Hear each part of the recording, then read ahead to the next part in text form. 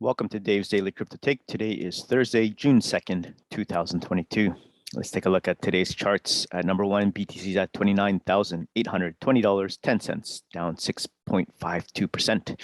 Ethereum at number two, $1,826.97, down 6.15%. Tether at number three, 99 cents. USD coin number four, $1. BNB number five, $302.71, down 6.26%. XRP at number six, 39 cents, down 6.44%. Cardano at number seven, 56 cents, down 7.86%. Binance USD, number eight, $1. Number nine, Solana at $39.96, down 12.84%. And Dogecoin at number 10, 8 cents at 6.54% down. Let's take a look at today's charts. Let's take a look at the fear and greed index. Extreme fear can be a sign that investors are too worried. That could be a buying opportunity. And when investors are getting too greedy, that means the market is due for correction. So we got today is extreme fear at 13. Yesterday was extreme fear at 17. Last week is extreme fear at 12. And last month was fear at 27. Let's take a look at the 5 articles today.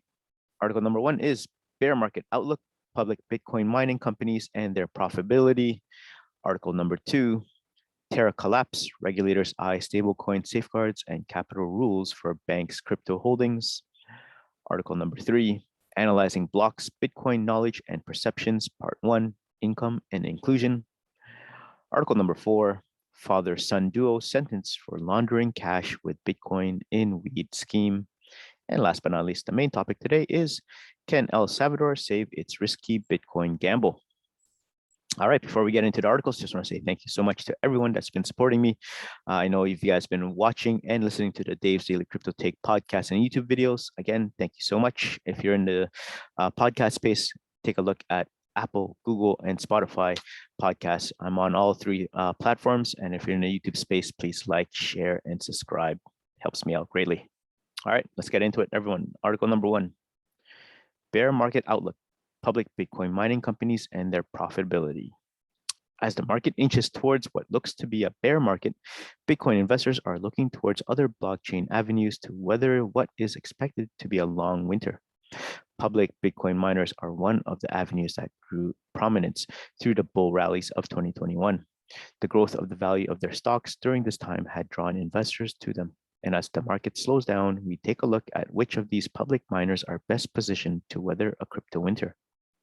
Looking at the companies, there are currently a number of companies that dominate the public Bitcoin mining space. Among these are popular ones such as Marathon, Core Scientific, Riot, etc. Now, all of these companies have been badly hit since Bitcoin had begun to decline.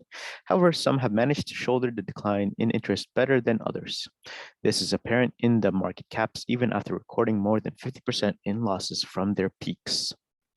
To determine which of these are best prepared for a bear market, we take a look at their energy prices. Electricity is the bedrock of crypto mining and is often the highest running cost of any miner. So the lower the power cost, the better. Among the top public mining companies, Riot has emerged as the company with the lowest power prices. The company only pays $24 per megawatt hertz, according to recent data, meaning it has the lowest electricity running cost of the top 5 companies. Well, it also boasts the lowest debt relative to equity, which is currently sitting at a 0.1 debt equity ratio. Marathon, however, has a debt to equity ratio of 1.0, meaning it possesses more liquidity compared to Riot. Interestingly, none of these companies possess the largest market cap. The title belongs to Core Scientific with a 1.37 billion market cap. Marathon comes in second place with 1.092 billion cap, and Riot is in the third place with $920 million in market cap. When measured on an overall scale, Riot emerges as the company best suited to weather a bear market. Its lower power cost and healthy balance sheet puts in a unique position to spend less on its activities compared to competitors and so put in a profit. The best Bitcoin miners, well, the mining machines used by Bitcoin miners can often determine their profitability. Cash flow from the leading Bitcoin miners have dropped by more than 50% from its peak, but it still remains as a favorable point. The first is the Ant miner S19, which had cash flow of more than $50,000 per BTC at the height of the bull rally last year. But as of the end of May, the profitability of this miner has since dropped to $23,000 at the current Bitcoin price of $31,000. The Ant miner S9 is not faring well either. At current prices, the mining machine is seeing a cash flow of $8,000 per BTC mined. This shows how quickly the mining profitability is dropping, causing concerns regarding the future of this space. If the production cost continues to go up and the cash flow from the miners continues to drop, then a number of Bitcoin mining companies will not make it through the bear market. What will result will be a number of bankruptcies due to increased M&A activity. So there you guys have it. What do you guys think about this article? Bear market outlook, public Bitcoin mining companies, and their profitability. Comment down below and let me know what you guys think. Okay, article number 2.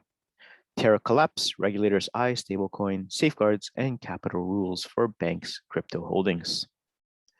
Global regulators plan to complete work by the end of the year on how much capital banks should hold to cover crypto assets on their books. Financial watchdogs are trying to catch up with fast-moving developments in crypto markets whose extreme volatility in recent weeks has caused huge losses for some users. Last June, the Basel Company and Committee on Banking Supervision proposed that banks set aside enough capital to cover losses on any Bitcoin holdings in full. Certain tokenized traditional assets and stablecoins could, however, come under existing capital rules and be treated like bonds, loans, deposits, or commodities.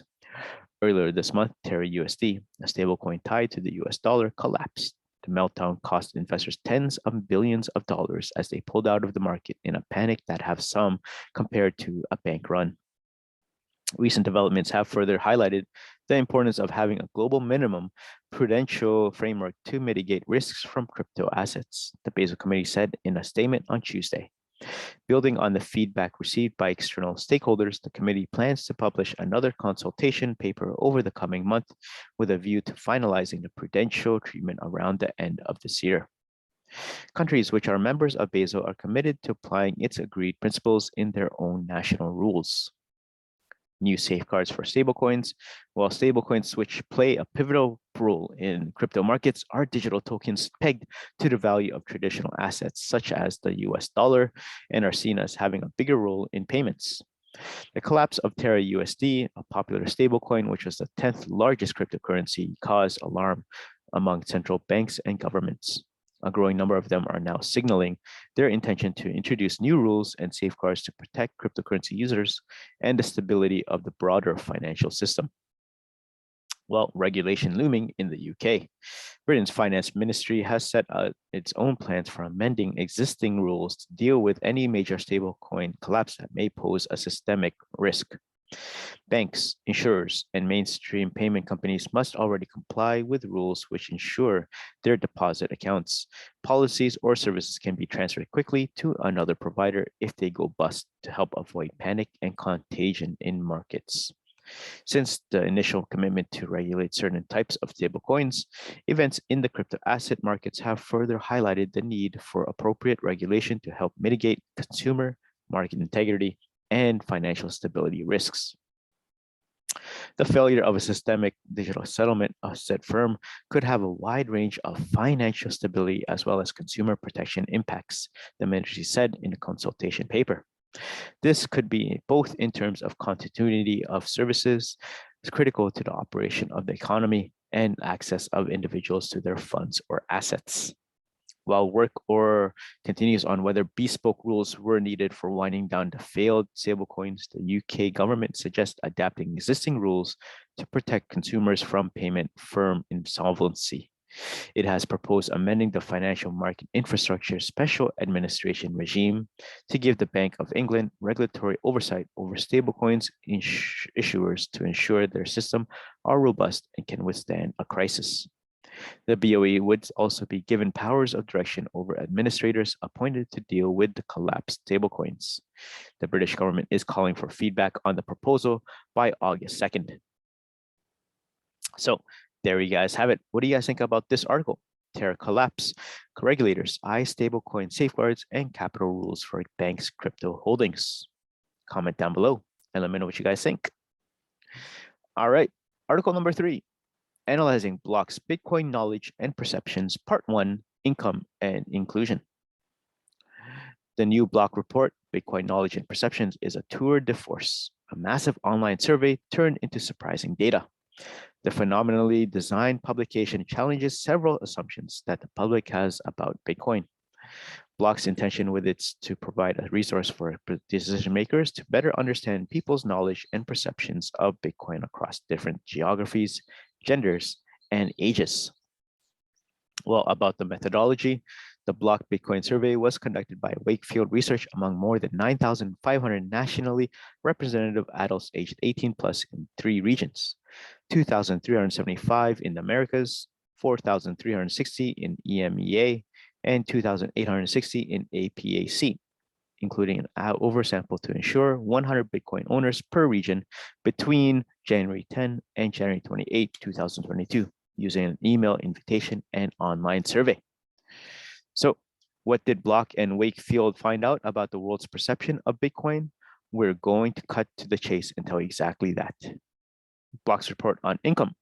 As it turns out, people with below average income more frequently note using Bitcoin as a way to send money and buy goods and services that people with above average incomes, high income people usually turn to Bitcoin as an investment for diversifying investments, inflation hedge, and potential to make money. This is interesting because actually spending Bitcoin and creating circular economies around the world is the network's next frontier. The below average income people are more sophisticated in their Bitcoin use. Just as the game theory indicated, to further prove the point, countries that lower per capita GDP and higher shares of income from remittances have greater rates of people citing purchasing goods and services and sending money as good reasons to send Bitcoin. Well, the Bitcoin knowledge and perception on inflation. Surprising no one, the share of people who say that protection against inflation is a good reason to buy Bitcoin, we see that it is strongly correlated with inflation rates by country, with Argentina leading the pack. In any case, Bitcoin is the hardest money out there. Its inflation is programmed, predictable, and unalterable. In uncertainty of the fiat world, everybody and their grandmother should consider it as an inflation hedge. Well, how about gender? Knowledge is power. As it turns out, Block found out that the gender divide in ownership skews male mostly in the Americas and disappears when controlling for levels of knowledge. In fact, the common perceptions of Bitcoin as male dominated are not as stark and disappear completely in many cases. In figures, gender aside, the more you know, the more you like. Interestingly, women also gravitate towards utility-based reasons more than men, even after controlling for differences in income. This is not the case with reasons more associated with making money and investing. Women use Bitcoin more sophisticatedly in figures. How about inclusion? Depending on who you ask, so-called toxic Bitcoin maximalism is a disease or an essential part of the Bitcoin network.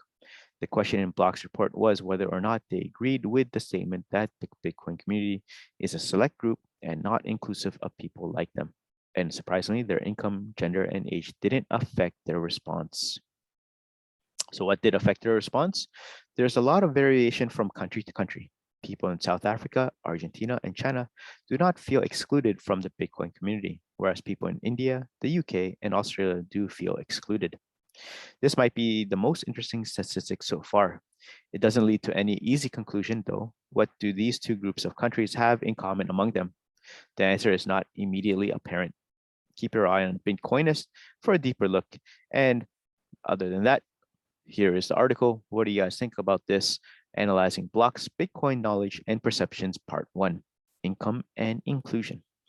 Comment down below and let me know what you guys think.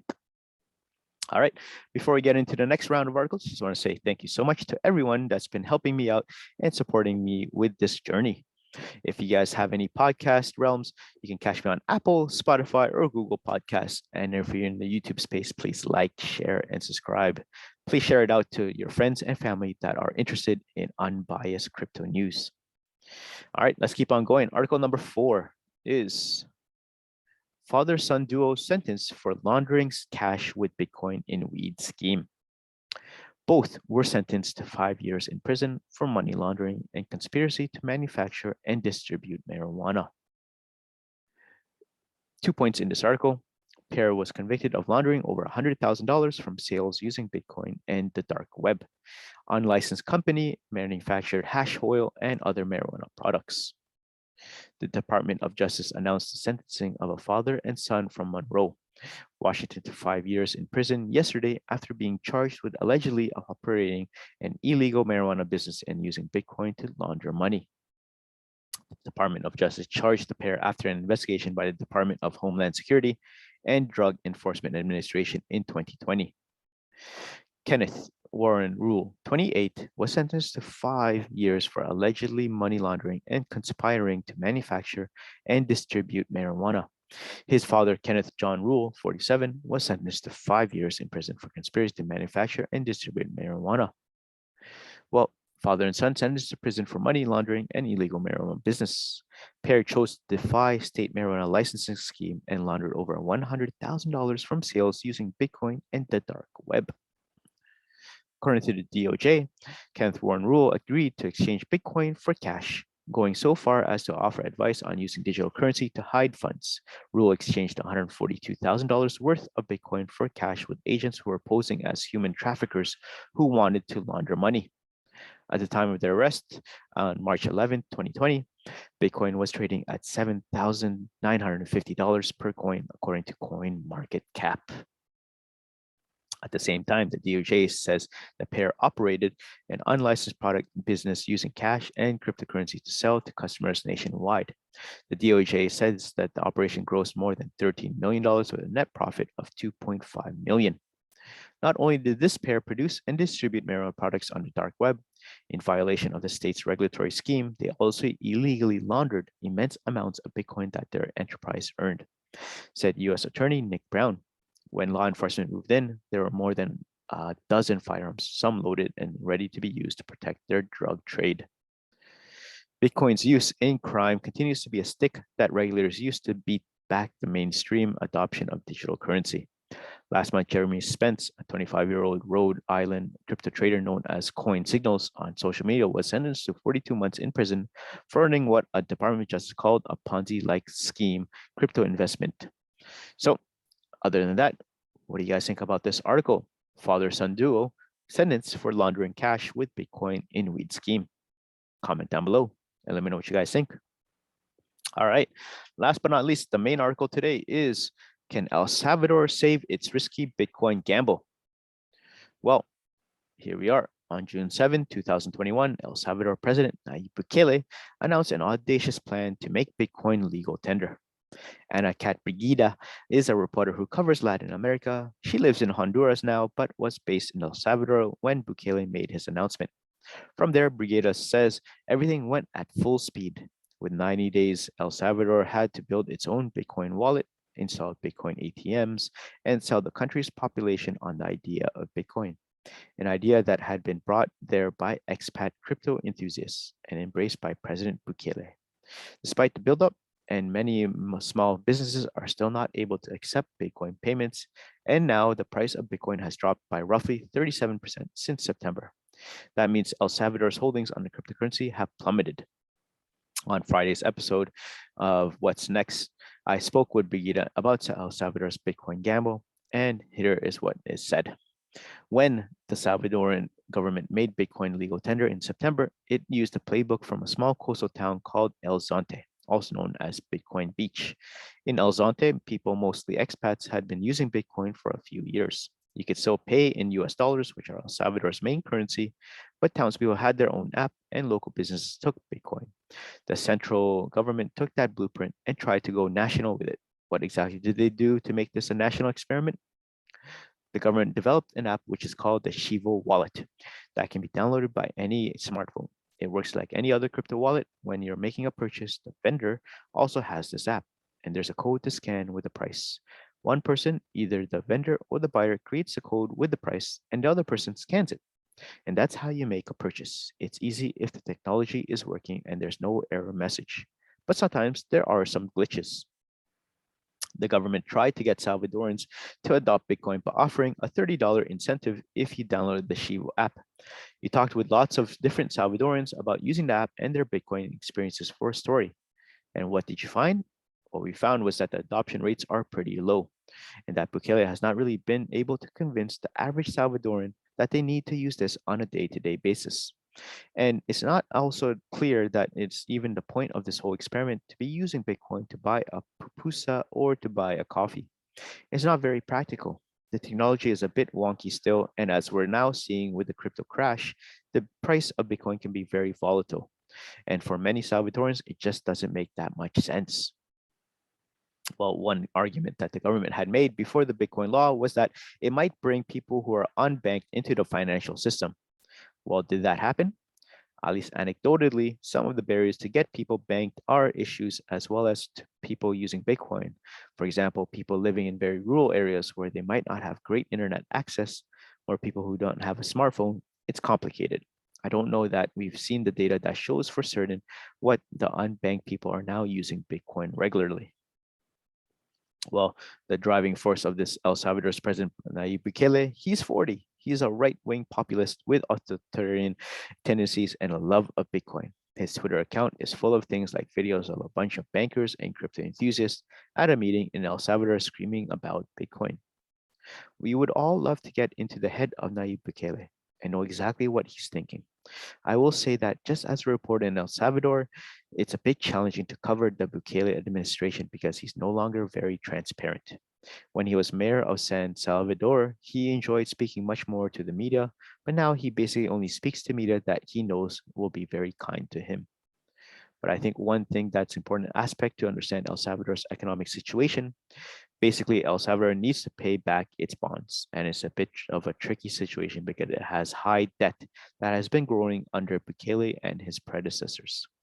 The IMF and the other international organizations, multilateral banks, don't really want to be lending money to El Salvador because of the risk, which has to do partially with the risky decision that Bukele took with the Bitcoin law, and partially with some of his other policies and the way that he's been running the country and a lot of the authoritarian tendencies. So there you guys have it. Can El Salvador save its risky Bitcoin gamble? Comment down below and let me know what you guys think.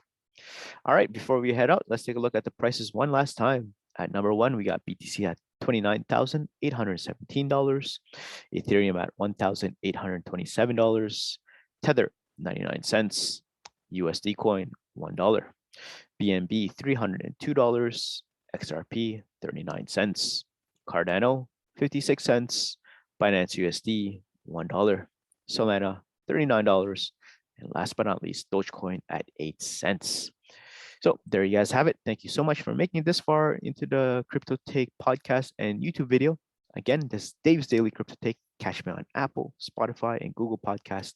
And please like, share, and subscribe on the YouTube channel. Other than that, I hope all of you have a great crypto day, and I'll see you guys in the next one. Peace.